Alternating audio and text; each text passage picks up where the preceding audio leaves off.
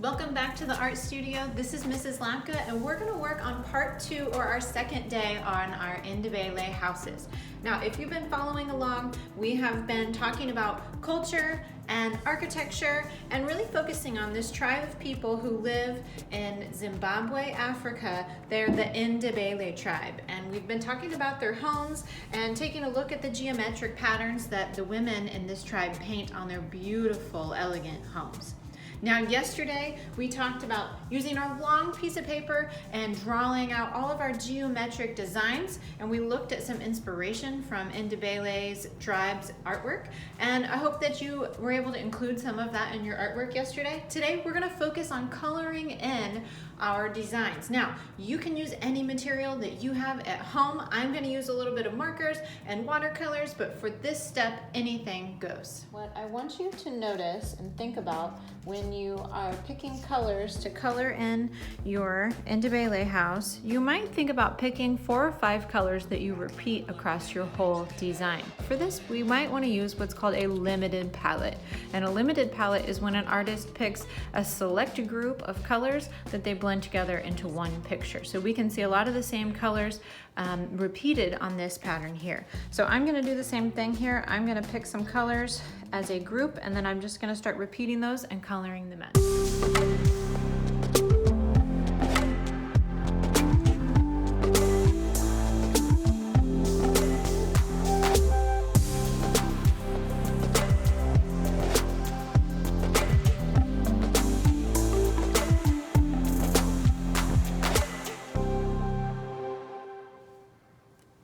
So for your project, hopefully you chose a limited color palette like I did. You can see that I've colored in my whole Ndebele house with 4 colors that I repeated using my repeated shapes and colors, and that repeating of shapes and colors is going to create what's called a pattern. Now you're also going to notice that I left a lot of white outlining, and I'm going to be adding some black outlines, just like we see in a lot of the Ndebele house designs. They have a lot of black outlines and white space in between them. So I'm going to use my black marker and do some black outlining now that I'm done coloring. Now remember that you can color your Ndebele house with whatever materials you have on hand, whether that's markers or crayons, watercolor, acrylic paint, whatever you have, you're welcome to use that for this project. Anything goes. Like that.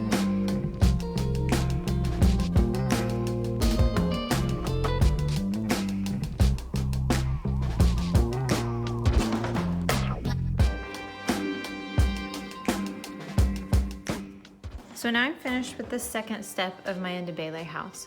One of the really cool things about Ndebele women when they paint the houses, they actually don't use rulers or any straight edges. They're freehanding all of these really cool geometric designs and patterns.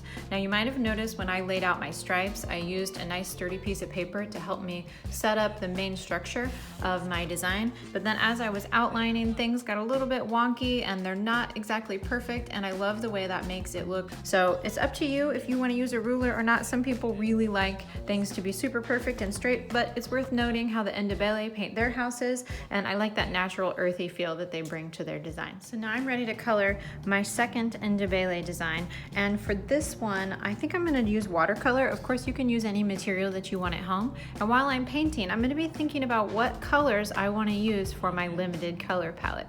I would kind of pick between 4 and 6 colors and not do much more than that if you're going for a limited color palette.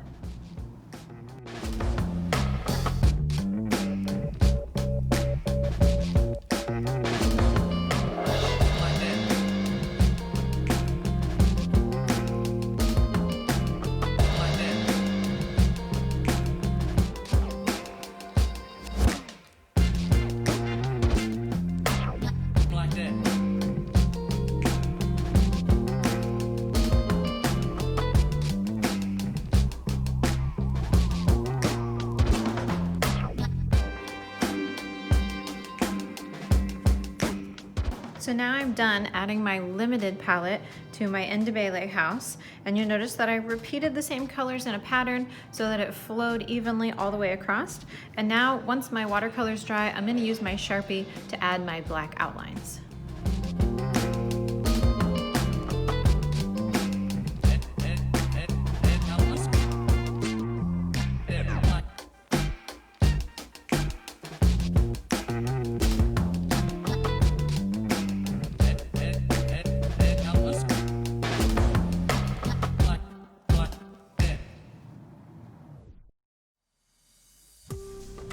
So whether you've chosen to do a really simple design or a complex design, I hope you had fun coloring in your Ndebele designs today, and tomorrow we're going to talk about how to do your windows and doors and how to get started on your roof. I'll see you guys next time.